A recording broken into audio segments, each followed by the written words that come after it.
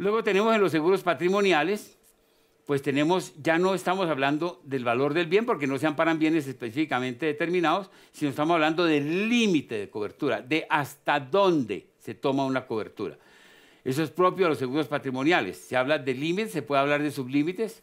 El seguro patrimonial por excelencia es el seguro de responsabilidad civil, pues está lejos de ser el único, y allí las pólizas pueden tener un límite único, amplio, o pueden tener límites sublimitando cierto tipo de cobertura, sublimitando, por ejemplo, gastos de defensa, que es una cosa que uno ve con alguna frecuencia en ciertas pólizas de responsabilidad civil. Entonces puede tener límites o sublímites, puede tener límites agregados, y puede tener límites agregados que sean por evento, para un solo evento, sobre todo en la responsabilidad civil de productos, que pueden, un producto defectuoso puede causar daños, digamos, a múltiples usuarios del producto, y entonces no se califica cada daño a cada usuario como un siniestro, sino todos los que genere el producto defectuoso, que salió defectuoso, dentro del límite de cobertura que se otorga. O tener límites globales por evento, por periodo. Si me da licencia, doctor Sarta, hablo un poquito, un punto que es muy interesante. Ustedes vieron Torres Gemelas ya, y ya vieron la foto de Torres Gemelas. Ahí hubo un otorgamiento de cobertura sui generis. 3.550 millones de dólares por evento. Y no es común que se otorgue en pólizas reales la cobertura con un límite por evento. No es muy común. Pero aquí se otorgó. Además, realmente las pólizas estaban en proceso de acabar de expedirse porque el señor Silverstein, que fue quien sufrió la pérdida, había adquirido eso en un leasing por 99 años, hacía apenas 2 o 3 meses, y se estaba en proceso de dejar estructuradas las pólizas, pero las coberturas se habían otorgado. Y ya las coberturas estaban otorgadas, ¿no? Sin embargo, no habían sido expedidas la totalidad de las pólizas. Había notas que llaman notas de cobertura y que estaban respaldando ya cuando viene el evento del siniestro. Y la cobertura estaba por evento y se presenta, seguramente muchos de ustedes han oído la discusión, no sé cuántos conozcan cómo terminó, pero la discusión se presenta sobre si estamos hablando de un evento o de 2 eventos, para efectos de definir si se paga una vez o se paga 2 veces el siniestro. Quienes sostenían que era un solo evento, que eran 2 eventos, decían 2 aviones en 2 momentos distintos, que impactan 2 torres distintas, que inclusive se caen en momentos distintos.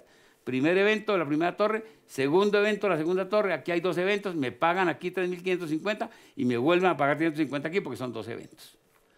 Quienes sostenían que era un solo evento decían, no, un momentico, eso es, aquí hay unidad de designio criminal, aquí hay unidad de planeación, aquí todo se hizo con un solo propósito, por un solo grupo, que simplemente las 2 aviones equivalen prácticamente a 2 balas del mismo cañón, o sea que no podemos hablar de que sean 2 eventos, es un solo evento y se dio la polémica. Yo tengo curiosidad de saber, levantando la mano, ¿quiénes creen que son 2?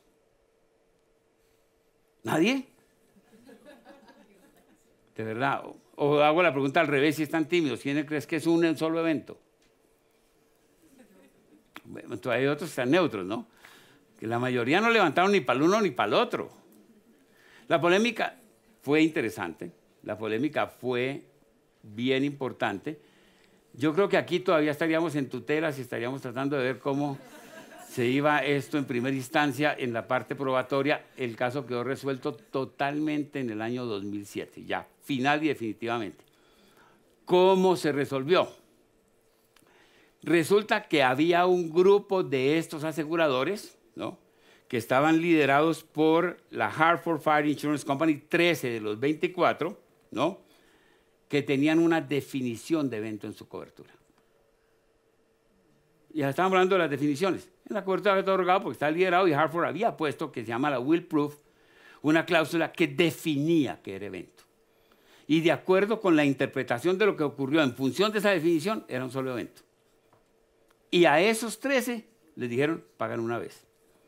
Y a los demás que no tenían definición, se fueron por el concepto general, por el concepto, digamos, de comunidad, favorecimiento al asegurado, y tuvieron que pagar 2 eventos. Y así fue como finalmente resolvió. Hubo 13 que pagaron por 2 eventos, por un evento, y hubo 11 que pagaron por un evento. En total se pagaron 4.550 millones de dólares. Eso pues como anecdótico, pero es poco común que en pólizas de propiedad se dé cobertura por evento. En este caso se dio por evento. Hay límites globales o límites blanket, que son límites que se refieren simplemente, esto es propio de las pólizas de manejo. Cuando yo llegué a este negocio, hace ya muchos años, más de 40, las pólizas de manejo se otorgaban con una relación de cargos y según el criterio de la exposición a que la persona pudiera tener. La póliza de manejo están parando al empleador contra la apropiación indebida de bienes o dineros por parte de los funcionarios a su servicio.